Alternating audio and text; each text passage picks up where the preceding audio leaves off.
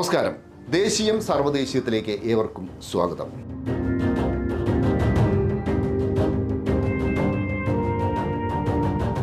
വയനാട് ഉരുൾപൊട്ടലിന് ശേഷം കേരളം ലോകത്തിൻ്റെ തന്നെ ശ്രദ്ധാകേന്ദ്രങ്ങളിൽ ഒന്നായി മാറിയിരിക്കുന്നു. കാലാവസ്ഥാ വ്യതിയാനമാണ് അടിസ്ഥാന പ്രശ്നം. ഈ വിഷയം വയനാടിനോ കേരളത്തിനോ മാത്രമായി പരിഹരിക്കാനും സാധിക്കില്ല. ഇതെല്ലാം നന്നായി അറിയാവുന്ന ആളാണ് കേന്ദ്ര വനം പരിസ്ഥിതി വകുപ്പ് മന്ത്രി ഭൂപേന്ദ്ര യാദവ്. എന്നാൽ വയനാട്ടിലെ കയ്യേറ്റക്കാരാണ് അടിസ്ഥാന പ്രശ്നക്കാരെന്നാണ് ഭൂപേന്ദ്ര യാദവിൻ്റെ പ്രസ്താവന. വയനാട്ടിലെത്തി ദുരന്തത്തിനിരയായ ഒരു പെൺകുട്ടിയെ മോദി ആശ്വസിപ്പിക്കുന്ന ചിത്രം ഇപ്പോൾ വൈറലാണ്. എന്നാൽ സ്വന്തം മന്ത്രിസഭയിലെ മന്ത്രിയെ തിരുത്താൻ മോദി ഇതുവരെ തയ്യാറായിട്ടില്ല.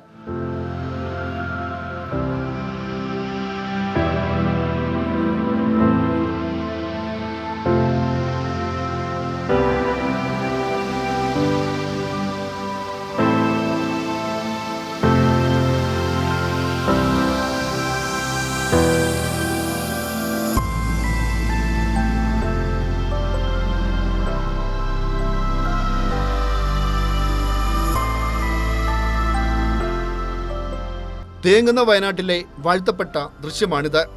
എന്നാൽ ഈ കുട്ടി ഉൾപ്പെടുന്ന വയനാട്ടിലെ അതിജീവനത്തിനായി വെമ്പുന്ന ഒരു ജനസമൂഹത്തെ കയ്യേറ്റക്കാർ എന്ന് വിളിച്ച് ആക്ഷേപിച്ചത് മോദി മന്ത്രിസഭയിലെ വനം മന്ത്രി ഭൂപേന്ദ്ര യാദവാണ്. देखिए, इको सेंसिटिव जोन में इस प्रकार का हैबिटेशन और इलीगल एक्टिविटी माइनिंग नहीं होनी चाहिए. उसका एक बहुत बड़ा नुकसान वहाँ पे हुआ. हम लगातार प्रयास कर रहे हैं और हम चाहते हैं कि फ्यूचर में भी इस प्रकार की इलीगल माइनिंग और हैबिटेशन को रोकना चाहिए. കഴിഞ്ഞ 10 വർഷക്കാലത്തെ മോദി ഭരണത്തിന് കീഴിൽ വനം പരിസ്ഥിതി നിയമങ്ങളെല്ലാം വ്യാപകമായി അട്ടിമറിക്കപ്പെട്ടു. കൂലങ്കഷമായ പഠനങ്ങൾക്ക് ശേഷമാണ് പണ്ടെല്ലാം പദ്ധതികൾക്ക് പരിസ്ഥിതി അനുമതികൾ നൽകിയിരുന്നത്. 2018 കേന്ദ്രം 577 പരിസ്ഥിതി അനുമതികളാണ് നൽകിയിരുന്നതെങ്കിൽ 2022 ഇത് 21 ഇരട്ടിയായി, അഥവാ 12,496 അനുമതികൾ. പണവും സ്വാധീനവും ഉണ്ടെങ്കിൽ രാജ്യത്തെവിടെയും പരിസ്ഥിതി അനുമതികൾ പെട്ടെന്ന് ലഭിക്കും. പരിസ്ഥിതി മലിനീകരണം തടയാനുള്ള 2006 പരിസ്ഥിതി ആഘാത വിശകലന വിജ്ഞാപനം 2018 23 കോർപ്പറേറ്റുകൾക്ക് വേണ്ടി 100 തവണയാണ് ഭേദഗതി ചെയ്തത്. നിയമലംഘനങ്ങൾക്കെതിരെ രാജ്യത്ത് ജനകീയ സമരങ്ങൾ നടന്നിരുന്നു. അത്തരം സമരങ്ങളുടെ മുൻനിരയിലുണ്ടായിരുന്ന സ്റ്റാൻ സ്വാമിയെ കള്ളക്കേസിൽ കുടുക്കി ജയിലിലടച്ചു. കൊലയ്ക്ക് തുല്യമായ മരണം നൽകി.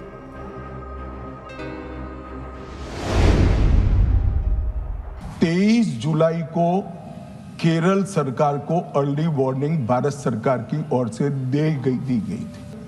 26 तारीख को मान्यवर ये कहा गया कि 20 सेंटीमीटर से ज्यादा वर्षा होगी, भारी वर्षा होगी, लैंडस्लाइड होने की संभावना है, मड भी रस होकर आ सकता है और लोग इसके अंदर दबकर मर भी सकते हैं.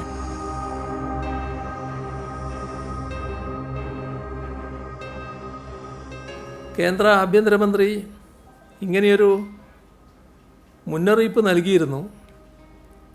എന്നിട്ട് കേരളം എന്താണ് ചെയ്തത് എന്നൊരു ചോദ്യമാണ് ചോദിച്ചിട്ടുള്ളത്.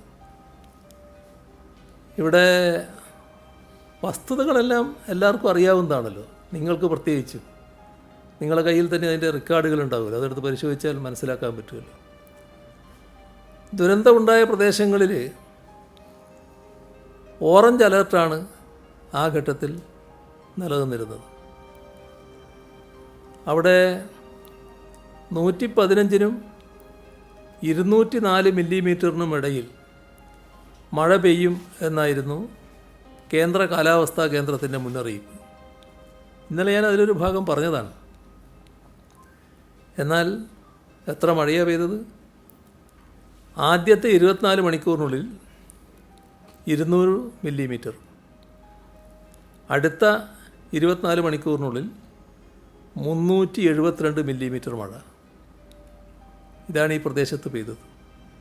അപ്പോൾ 48 മണിക്കൂറിനുള്ളിൽ 572 മില്ലിമീറ്റർ മഴയാണ് പെയ്തത്. അപ്പോൾ മുന്നറിയിപ്പ് നൽകിയതിലും എത്രയോ അധികമായിരുന്നു അത്. ദുരന്തം ഉണ്ടാകുന്നതിന് മുൻപ് പ്രത്യേകം ശ്രദ്ധിക്കേണ്ട കാര്യം, ഒരു തവണ പോലും ആ പ്രദേശത്ത് റെഡ് അലേർട്ട് നൽകിയിട്ടുണ്ടായിരുന്നില്ല.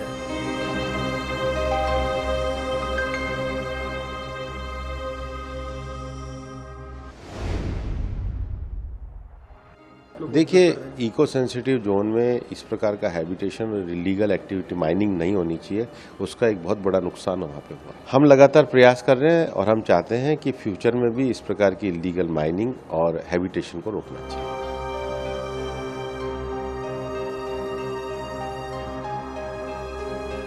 പ്രാദേശിക ഭരണ സംവിധാനത്തിൻ്റെ ഒത്താശയോടെ നടക്കുന്ന അനധികൃത മനുഷ്യവാസവും ഭൂമി കയ്യേറ്റവും അനധികൃത ഖനനവും ഒക്കെയാണ് മുണ്ടക്കൈയിലുണ്ടായ ഉരുൾപൊട്ടലിൻ്റെ കാരണമെന്നാണ് അദ്ദേഹം പറഞ്ഞത്.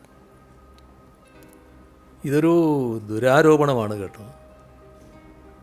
ഇത്തരമൊരു ദുരാരോപണത്തിലൂടെ ദുരന്തത്തിനിരയായ മനുഷ്യരെ അവമാനിക്കുകയാണ് ചെയ്യുന്നത്. ആ ഹതഭാഗ്യരുടെ ജീവൻ നഷ്ടപ്പെട്ടല്ലോ കുറേ പേരുടെ. അവരെ ഈ രീതിയിൽ അവമാനിക്കാൻ പാടില്ല. അനധികൃത കുടിയേറ്റക്കാർ അത് ഈ ദുരന്തത്തിൽ മണ്ണടിഞ്ഞു പോയ ആ പാവപ്പെട്ടവരാരെങ്കിലും അനധികൃത കുടിയേറ്റക്കാരാണോ? അവിടുത്തെ പാവപ്പെട്ട എസ്റ്റേറ്റ് തൊഴിലാളി അനധികൃത കുടിയേറ്റക്കാരാണോ? ആ ഭൂമി അവരുടെ സമ്പാദ്യത്തിൻ്റെ ഭാഗമായി സമ്പാദിച്ച ചെറിയ തുണ്ട് ഭൂമിയാണ്. അവിടെ ജീവിച്ച അവർ ആരെങ്കിലും അനധികൃത കുടിയേറ്റക്കാരാണോ? ആ പ്രദേശത്തെക്കുറിച്ച്, നമ്മുടെ കേരളത്തിൻ്റെ മലയോര മേഖലയെക്കുറിച്ച് ചെറിയൊരു ധാരണയെങ്കിലും ഉണ്ടായിരുന്നെങ്കിൽ അവിടെ ജീവിക്കുന്ന മനുഷ്യരെ അനധികൃത കുടിയേറ്റക്കാരായി മുദ്രകുത്താൻ കഴിയുമോ? വയനാട്ടിൽ രക്ഷാപ്രവർത്തനങ്ങൾ പുരോഗമിക്കുമ്പോൾ മോദി സർക്കാർ ദില്ലിയിൽ തിരക്കിലായിരുന്നു. കേരളത്തിനെതിരെ ലേഖനങ്ങൾ എഴുതാൻ പ്രസ് ഇൻഫർമേഷൻ ബ്യൂറോ ശാസ്ത്രജ്ഞരെയും പരിസ്ഥിതി വിദഗ്ധരെയും സമീപിച്ചു. ഉരുൾപൊട്ടലിൻ്റെ പശ്ചാത്തലത്തിൽ സംസ്ഥാന സർക്കാരിനെ വിമർശിക്കുന്ന ലേഖനങ്ങളും അഭിപ്രായ പ്രകടനങ്ങളും നൽകാൻ ശാസ്ത്രജ്ഞരെ കേന്ദ്ര സർക്കാർ നിർബന്ധിക്കുന്നു എന്നാണ് ചില മാധ്യമങ്ങൾ റിപ്പോർട്ട് ചെയ്തത്. പ്രസ് ഇൻഫർമേഷൻ ബ്യൂറോ വഴിയാണ് കേരള സർക്കാരിനെതിരെ ശാസ്ത്രജ്ഞരുൾപ്പെടെയുള്ളവരെ അണിനിരത്താനുള്ള ഈ ശ്രമമെന്നും റിപ്പോർട്ട് ചെയ്തിട്ടുണ്ട്. കേന്ദ്ര വനം പരിസ്ഥിതി മന്ത്രിയുടെ കഴിഞ്ഞ ദിവസത്തെ പ്രസ്താവന കൂടെ കൂട്ടി വായിക്കുമ്പോൾ ഈ മാധ്യമ വാർത്തകൾ ശരിയാണ് എന്നാണ് മനസ്സിലാക്കേണ്ടത്.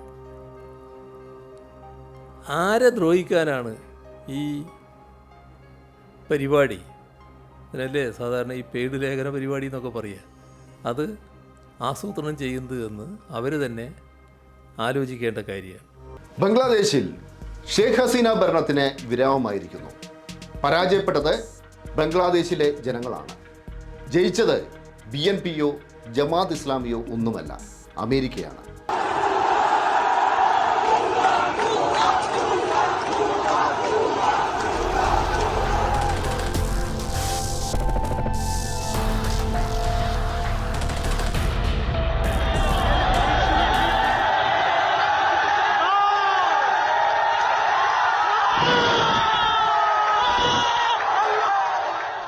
ലോകത്തെ ഒരു ജനാധിപത്യ വിശ്വാസിയും കാണാൻ ആഗ്രഹിക്കാത്ത ദൃശ്യമാണിത്. മുജിബുർ റഹ്മാൻ പാകിസ്ഥാന്റെയും അമേരിക്കയുടെയും വിഭജന അജണ്ടകളെ ജനങ്ങളെ അണിനിരത്തി ഇന്ത്യയുടെയും സോവിയറ്റ് യൂണിയന്റെയും അകമഴിഞ്ഞ പിന്തുണയോടെ ബംഗ്ലാദേശ് എന്ന രാജ്യം രൂപീകരിച്ച മഹാനായ നേതാവ്. പാകിസ്ഥാന്റെയും അമേരിക്കയുടെയും പിന്തുണയോടെയുള്ള മതമൗലികവാദം എക്കാലത്തും ബംഗ്ലാദേശിൽ ശക്തമാണ്. 1975-ൽ അട്ടിമറിയിലൂടെ മതമൗലികവാദികൾ ഭരണം പിടിച്ചു. മുജിബുർ റഹ്മാനെയും കുടുംബാംഗങ്ങളെയും വെടിവെച്ചു കൊന്നു. മകൾ ഷേഖ് ഹസീന അന്ന് ലണ്ടനിലായതുകൊണ്ട് മാത്രം രക്ഷപ്പെട്ടു.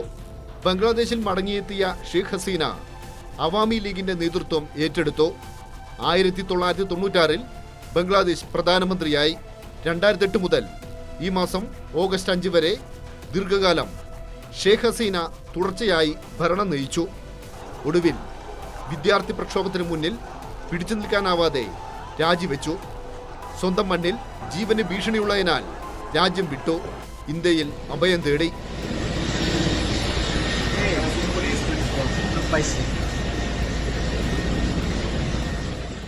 ഒരു തൊഴിൽ സംവരണവുമായി ബന്ധപ്പെട്ടാണ് ഇപ്പോഴുള്ള സംഘർഷങ്ങളും സമരങ്ങളും ബംഗ്ലാദേശിൽ ആരംഭിക്കുന്നത്.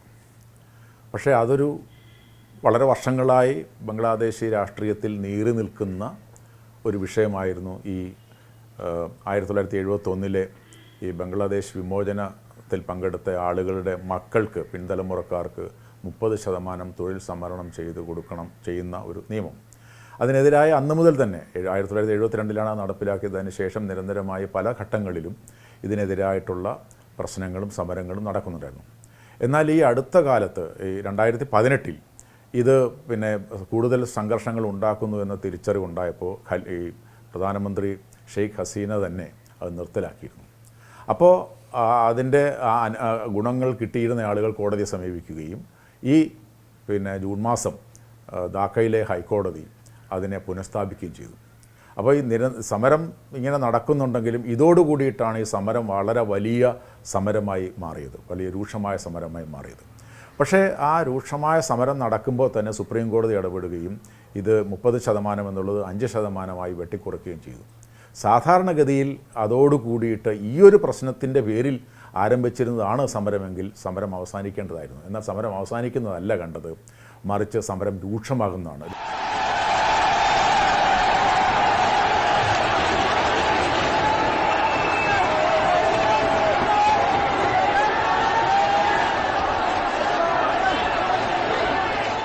This government more than 15 years ruling in Bangladesh, and this reason opposite party also not to express yourself also. Sometimes there are create some legal issue and goes to some this leader goes to the jail also, goes to the outside of Bangladesh. This reason create this opposite parties anguishness come.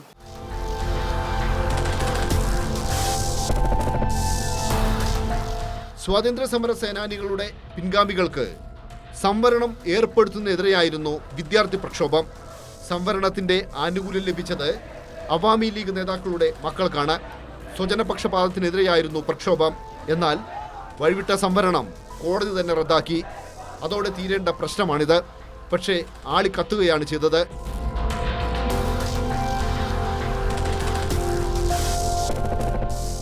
തികച്ചും ദരിദ്രമായിരുന്ന ബംഗ്ലാദേശിന്റെ മുഖച്ഛായ മാറ്റിയത് ഷെയ്ഖ് ഹസീനയുടെ നയങ്ങളായിരുന്നു. വിദ്യാഭ്യാസം, മാനുഷിക വികസനം, ചെറുകിട വ്യവസായം തുടങ്ങിയ മേഖലകളിൽ രാജ്യം മുന്നേറ്റമുണ്ടാക്കി. മതമൗലികവാദത്തെയും തീവ്രവാദത്തെയും ഷെയ്ഖ് ഹസീന ശക്തമായി നേരിട്ടു. ന്യൂനപക്ഷങ്ങൾ രാജ്യത്ത് സുരക്ഷിതരായിരുന്നു. ഒപ്പം ജനാധിപത്യത്തിൽ നിന്ന് ഷെയ്ഖ് ഹസീന ഏകാധിപത്യത്തിലേക്ക് പരിവർത്തനം ചെയ്യപ്പെട്ടു. എതിരാളികളെ കൂട്ടത്തോടെ ജയിലിലടച്ചു. എതിർശബ്ദങ്ങളെ ഇല്ലാതാക്കി.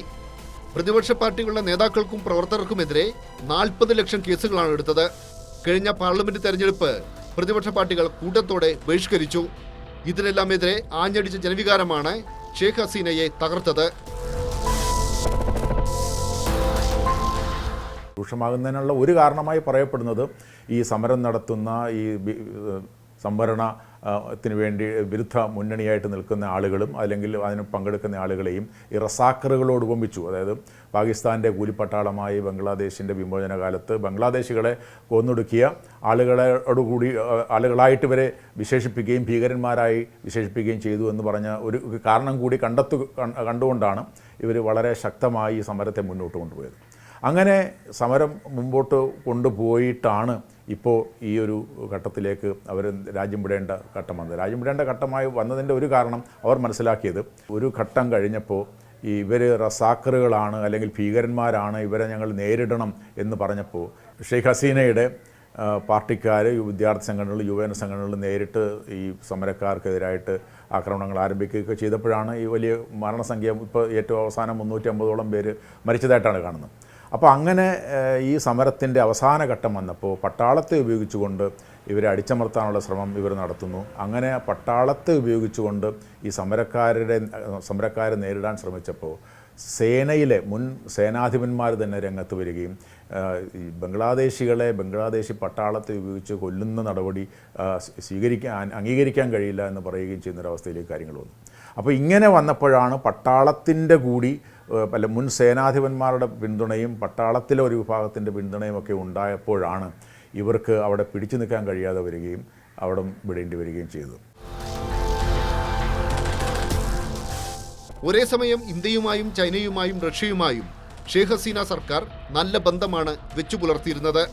കശ്മീർ ഉൾപ്പെടെയുള്ള രാജ്യാന്തര വിഷയങ്ങളിലെല്ലാം ഷേഖ് ഹസീന ഇന്ത്യക്കൊപ്പം അടിയുറച്ചു നിന്നിരുന്നു. ഒപ്പം അമേരിക്കയുടെ സാമ്രാജ്യത്വ തന്ത്രങ്ങളെ ശക്തമായി ചെറുത്തിരുന്നു. ബംഗാൾ ഉൾക്കടലിൽ ആധിപത്യം ഉറപ്പിക്കുക എന്നത് അമേരിക്കയുടെ ദീർഘകാല ലക്ഷ്യമാണ്. ഈ ലക്ഷ്യം സാക്ഷാത്കരിക്കണമെങ്കിൽ ബംഗ്ലാദേശിന്റെ പിന്തുണ വേണം. ചിറ്റഗോങ് തുറമുഖത്തിലേക്ക് അമേരിക്കൻ സൈന്യത്തിന് പ്രവേശനം വേണമെന്നതായിരുന്നു ആവശ്യം. ഇതൊന്നും ഷേഖ് ഹസീന അംഗീകരിച്ചില്ല.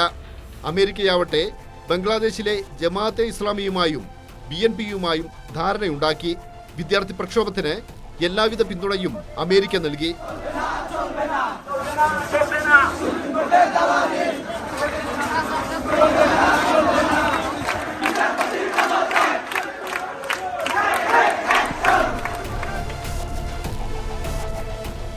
അഫ്ഗാനിസ്ഥാനിലെ കമ്മ്യൂണിസ്റ്റ് ഭരണകൂടത്തെ തകർക്കാനായി മുജാഹിദീനുകൾക്ക് പിന്തുണ നൽകി താലിബാൻ സൃഷ്ടിച്ചത് അമേരിക്ക.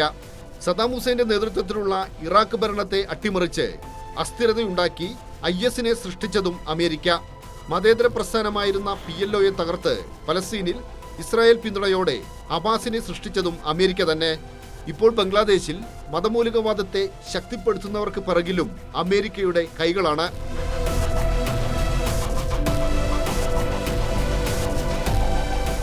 പുറമേക്ക് നമ്മൾ കാണുന്ന ഈ സമരം, അതായത് വാസ്തവത്തിൽ സുപ്രീം കോടതി ഇടപെട്ടതിന് ശേഷം ഇടപെട്ട് ഈ സംവരണം കുറച്ചതിന് ശേഷം വാസ്തവത്തിൽ അണയേണ്ട സമരം എങ്ങനെ ശക്തിപ്പെട്ടു എന്നുള്ളതിന് പുതിയ ചില വിവരങ്ങൾ വരുന്നത്, ഇതിൻ്റെ പിന്നിൽ ഇപ്പോൾ അവിടെ സ്വാഭാവികമായിട്ടും ശക്തിപ്പെട്ടുകൊണ്ട് ഇരിക്കുന്ന ജമാഅത്തെ ഇസ്ലാമി ഇതിൻ്റെ പിന്നിൽ അതിശക്തമായിട്ടുണ്ടായിരുന്നു. ജമാഅത്തെ ഇസ്ലാമിക്ക് പാകിസ്ഥാനിൽ നിന്നുള്ള പിന്തുണയുണ്ടായിരുന്നു.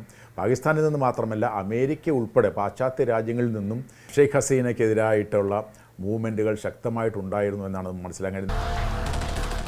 ബംഗ്ലാദേശ് ജനസംഖ്യയിലെ 8% ഹിന്ദുക്കളാണ്. ഷേഖ് ഹസീന ഭരണത്തിന് കീഴിൽ അവർ സുരക്ഷിതരായിരുന്നു. അവാമി ലീഗ് ഭരണത്തിന് വിരാമമായതോടെ പലയിടത്തും ഹിന്ദുക്കൾക്ക് നേരെ അക്രമങ്ങളുണ്ടായി. ചിലയിടങ്ങളിൽ ക്ഷേത്രങ്ങൾ ആക്രമിക്കപ്പെട്ടു.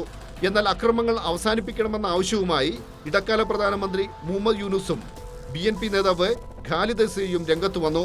പലയിടത്തും ക്ഷേത്രങ്ങൾക്ക് മുസ്ലിങ്ങൾ കാവൽ നിന്നു. একটি বিশেষ ঘোষণা, সম্মানিত এলাকাবাসী বৈষম্য বিরোধী ছাত্র আন্দোলনের পক্ষ থেকে Nowadays, I saw something in the social media, and I call my friends in Dhaka universities, and I contact my family. They are ensure me. Nowadays, some Muslim community also try to protect in the Hindus' property, Hindus' asset also. But some area is create some difficulties. It is not a big issue. I think 2-3 weeks later is stable. ഇടക്കാല പ്രധാനമന്ത്രി മുഹമ്മദ് യൂനുസ് ധാക്കയിലെ പ്രശസ്തമായ ധാക്കേശ്വരി ക്ഷേത്രം സന്ദർശിച്ച് ബംഗ്ലാദേശിലെ ഹൈന്ദവ സമൂഹത്തോട് ഐക്യദാർഢ്യം പ്രഖ്യാപിച്ചു. ന്യൂനപക്ഷങ്ങളെ ആക്രമിക്കുന്നവർക്കെതിരെ ശക്തമായ നടപടി കൈക്കൊള്ളുമെന്ന് ഉറപ്പു നൽകി.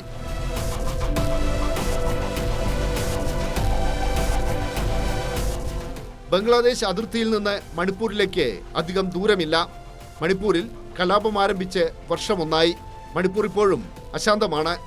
പക്ഷേ ഇന്ത്യൻ പ്രധാനമന്ത്രി ഇതുവരെ മണിപ്പൂർ സന്ദർശിച്ചിട്ടില്ല.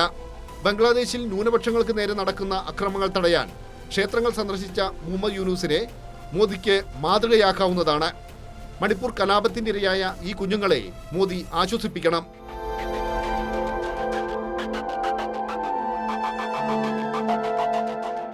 മുഹമ്മദ് യൂനുസിന്റെ നേതൃത്വത്തിൽ രൂപീകൃതമായ 17-അംഗ ഇടക്കാല മന്ത്രിസഭയിൽ ഒരാൾ ഹിന്ദുവാണ്.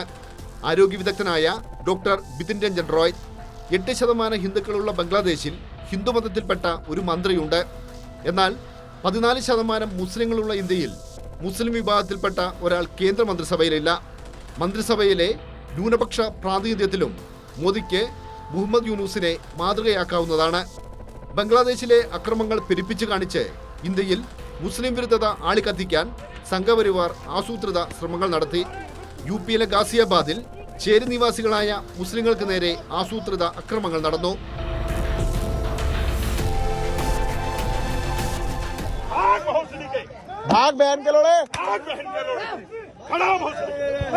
Its government create new kind of rule in Bangladesh, and also this student leader demand to is a neutral person, not come to the previous any kind of parties and intervene this situation. There create is a new opportunity to new leader. This leader they are decide. I think is he is Dr. Muhammad Yunus. He is a Nobel laureate. Also, he is a prominent figure all over the world. I think decision is good now, and also without Yunus, how can choose others? I don't know. Nowadays, he is the most prominent. Also, USA also so close with him. Hillary Clinton at a time is a good relation in the Dr. Muhammad Yunus, and India also help. I think some days later also Jai Shankar is. ബംഗ്ലാദേശിലെ സംഭവവികാസങ്ങൾ മോദി സർക്കാരിന്റെ നയതന്ത്ര പരാജയം കൂടിയാണ്. ഒരു കാലത്ത് പാകിസ്ഥാനും ചൈനയും ഒഴികെയുള്ള അയൽരാജ്യങ്ങളെല്ലാം ഇന്ത്യയുടെ സുഹൃത്ത് രാജ്യങ്ങളായിരുന്നു. എന്നാൽ ഇന്ന് അയൽരാജ്യങ്ങളെയെല്ലാം നിയന്ത്രിക്കുന്നത് ചൈനയോ അമേരിക്കയോ ആണ്. ബംഗ്ലാദേശ് കൂടി അകലുന്നതോടെ ഇന്ത്യ സാർക്ക് മേഖലയിൽ പോലും ഒറ്റപ്പെടുകയാണ്. മോദി സർക്കാർ നയതന്ത്ര മേഖലയിലും തികഞ്ഞ പരാജയം. മണിപ്പൂരിൽ കലാപം തുടങ്ങി 15 മാസങ്ങൾ പിന്നിട്ടിരിക്കുന്നു. മണിപ്പൂർ ഇപ്പോഴും അശാന്തമാണ്. രാജ്യത്തിനകത്തും പുറത്തുമെല്ലാം യാത്ര ചെയ്യുന്ന നമ്മുടെ പ്രധാനമന്ത്രി നരേന്ദ്രമോദി ഇനിയെങ്കിലും മണിപ്പൂരിലെത്തണം. ദുരിതബാധിതരായ കുഞ്ഞുങ്ങളെയെങ്കിലും ആശ്വസിപ്പിക്കണം. ഇത്തവണത്തെ ദേശീയം സർവ്വദേശീയം ഇവിടെ സമാപിക്കുന്നു. നന്ദി, നമസ്കാരം.